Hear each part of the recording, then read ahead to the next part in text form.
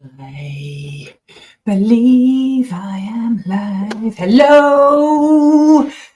Good morning, good afternoon, good evening, wherever you are today.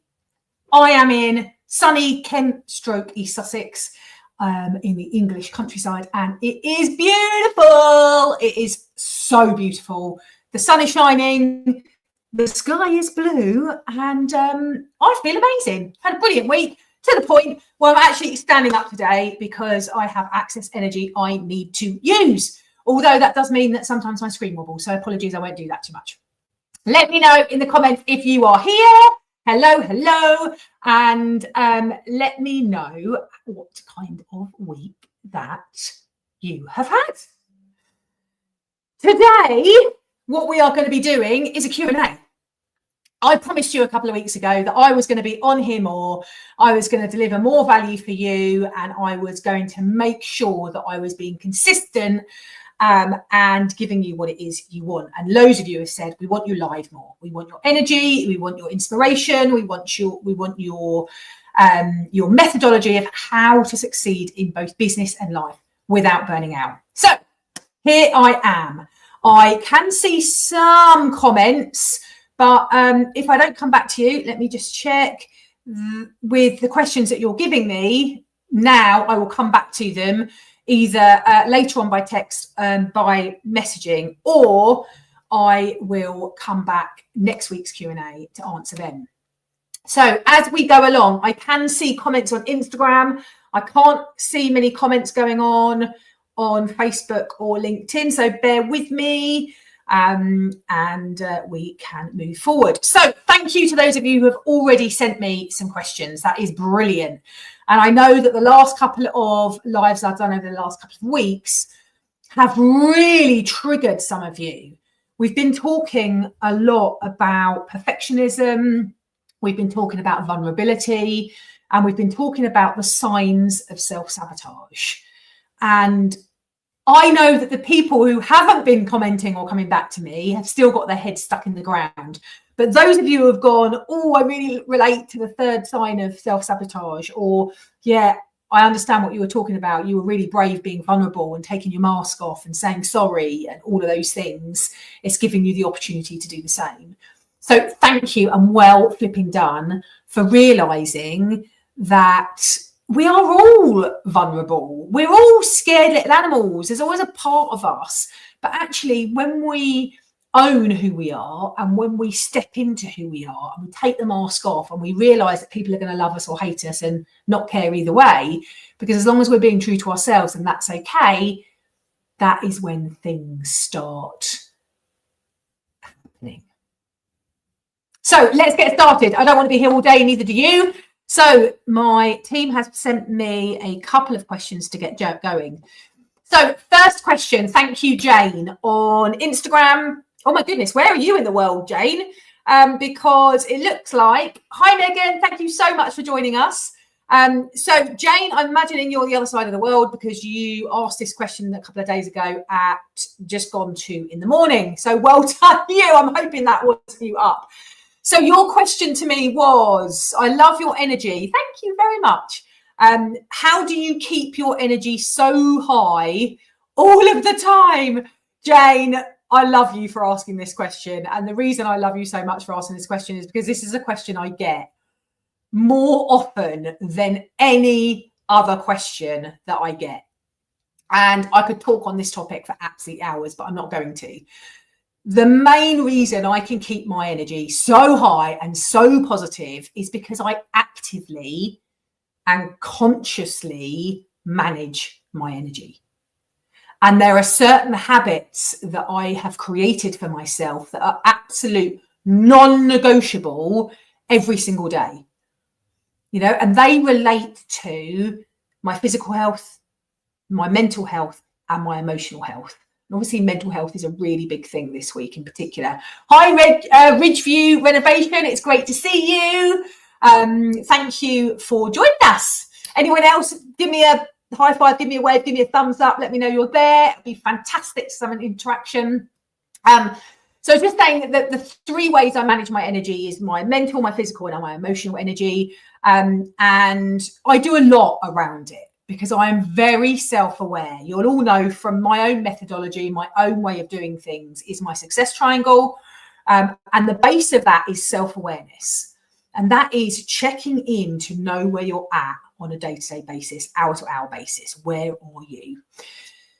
But I guess what would be helpful for you is probably if I shared 3 of my non-negotiable habits. Would that help? See what Facebook's saying? Yeah, that would help. Okay, so 3 of my absolute non-negotiable habits. 1, let's look at a physical habit, and that's outside of moving my body, doing exercise, hydrating, and nutrition. Something physically that helps me physically is, and some of you will laugh about this, this is quite a joke on the school gates, and that is I wear shorts or skirts, i.e. I get my legs out, from the 1st of April every year, non-negotiable. And why does that help? I tell you why. It's because I know that I suffer really badly. So I am a miserable cow from probably January, February, March. My husband might say more than that, but they're the months that I really suffer from not having enough sun.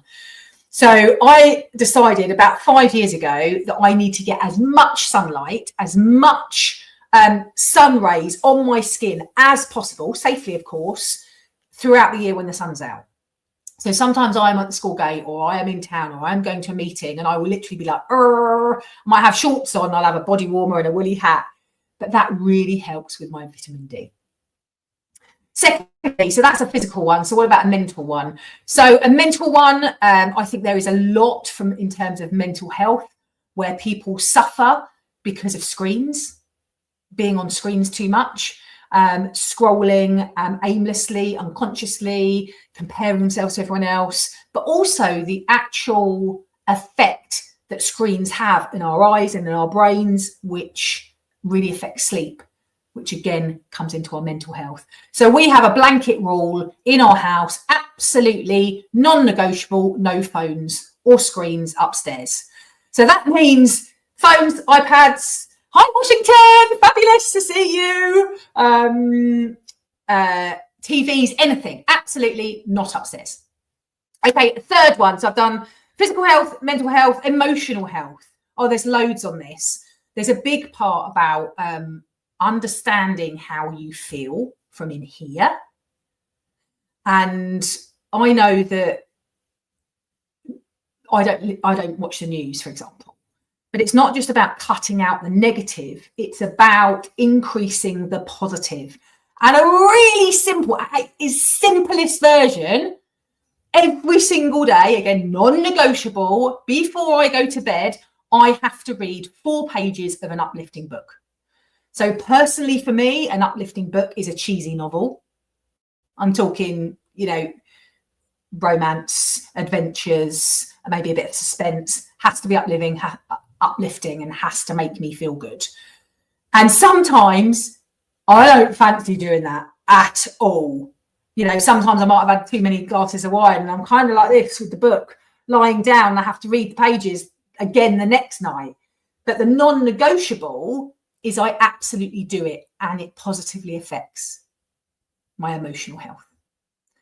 So there we go, Jane. Thank you for your question. It is a great question. I could talk about that all day. If you really want to change this for you, I would really recommend that you download my Less Stress, More Energy book. It is absolutely free. The link will be wherever it is, wherever you are, depending on what platform you're in. Download it. It's free. It will give you 5 more things that absolutely impact your energy. Let me just check what other questions we've got. If you have any questions, if you're joining me live, again, thank you for being here. You pick up on a definite energy when you're live. Please ask me a question, whether that's related to the lives I've been doing recently about perfectionism, vulnerability and self-sabotage. Great. If not, anything you want to ask me about how to succeed in both business and life without burning out. is totally cool. I'm up for this. So let me check the other questions that people have sent before today. Bear with me. Right, I've got one more question. We haven't got any others coming through live. That's totally cool. Have them prepared for next week. Okay, so the other question I got asked this week was from somebody called Paul on LinkedIn yesterday. Okay, in your live about self-sabotage, you said that the 6th sign of self-sabotage was avoiding the thoughts in your head. Yeah, that was a good one, wasn't it? That was the 6th sign. What do you mean by that? Great question. Thanks, Paul. So somebody else actually commented on this on Instagram. Apologies, I can't remember their name, but they also mentioned the 6th sign. This was from the live that I did on Monday. So if you haven't seen it, do go back and have a little check. So the 6th sign of self-sabotage was that you keep yourself busy, busy, busy. And the reason you're keeping yourself busy, busy, busy is because you are avoiding what's really going on for you. Okay, and again, that's obviously triggered some of you. So what I mean by that, everybody has shit going on in here, right? Everybody has shit going on in here, okay? Everyone has stuff going on. Hi, Ginny, welcome. Thank you for joining live. I'm just answering a question from Paul about the 6th sign of sabotage and what I actually meant by the 6th sign, which was all about running away from what's in your head. Now, examples of that is things like your relationship is actually pants, and in here you're just a bit broken. Maybe online it looks all right, but you're a bit broken. It might be that you hate your job, but you don't know what to do about that. You don't know how to get out of it. It might be that you started a business that you're not passionate about anymore, or you're just not getting the outcomes that you really wanted. It might feel like you're getting all of the outcomes that you really wanted, but you feel really empty inside. It might be that you're really struggling being a parent, and the overwhelming responsibility that is on a 24-hour, 7-day-a-week process. But none of all of that you can talk to with anyone else for whatever reason, which means what happens is we might even be disconnected with this emotion, this thought process, but it's happening inside you. And you're either not recognizing it and just pushing it down all the time, or you are recognizing it, you're consciously recognizing it, yet you're avoiding dealing with it. You know, this can be as deep as there's trauma in your life back in your past, which you might have talked about, but you haven't really let it go yet. You haven't really managed it and dealt with it and love yourself through that. And so what tends to happen, so I attract ambitious, go-getting, high-achieving people, right? And what happens is those people focus on what gives them the immediate hit. They focus on what is going to give them the output that makes them feel good about themselves, because the thing that's going on inside really doesn't really make them feel that good. So if they focus over there, and if they focus on what really makes them feel good, otherwise known as work, then that makes them feel better. So they avoid dealing with the thing they need to deal with by focusing and putting more effort into the thing that they know they're going to get external gratification from. And what happens is that might grow, but it's going to be very, very limited because they haven't dealt with the car crash that's going on behind them, otherwise known as inside of them. So you cannot get stronger on the outside, i.e. your relationships with other people, your business, where your life is going, until you get stronger on the inside. So that's what I meant by that, Paul. That was what I meant by the 6th sign of self-sabotage from the live that I did on Monday. It is the biggest thing that I find. People come to me because they're either at a crossroads at their life or their business, and they're not quite sure which direction to go in, or their business is stagnating, or it's not growing at the rate they think it should based on the effort and the energy and the time they're putting into it, or they just want to feel better about something because they just don't feel good. All of that is a big journey, and a lot of it comes from self-reflection, the first stage of the success triangle: self-awareness, self-reflection. So Paul, I hope that answers your question. Also, if you want some self-reflection exercises, I am about to launch, news to everybody, I'm about to launch 30 days of self-reflection exercises. It's going to be a short course. You get an email in your inbox every single day that gets you thinking. You spend 5 minutes thinking on it, and it will shift all of this forward, and it will stop that self-sabotage. That is the question. Let me just check my inbox, make sure I haven't got any other questions that you're asking. If anyone has a question, this is your chance to get inside my head, get my opinion, get my thoughts. There is nothing on Facebook. I can't see anything on LinkedIn. Brilliant, brilliant, brilliant. Okay, Instagram, last chance. It's been fabulous having you here. Great questions coming through, guys. And remember, I'm going to be doing this every Friday. So let's build these questions up. You know, send them throughout the week. If you get a question pinged in, you're like, oh, that would be a good person to ask that. Ping them in my DMs. Email me them. Or, exactly, come jump on here on a Friday and I'll answer them live. So, if that is it. Hi, Jim Fit. Thank you for joining me. We have been answering your questions today. Go back on the replay, and if anybody has any more questions, ping them over to me and let's move it forward from there. If not, I will wish you one more check. No more. I will wish you an absolutely glorious weekend wherever you are in the world. And I will see you on Monday, when I think what I'm going to do is go back over the 7 signs of self-sabotage and give you a way of getting past each one of those. Let me know if that helps you.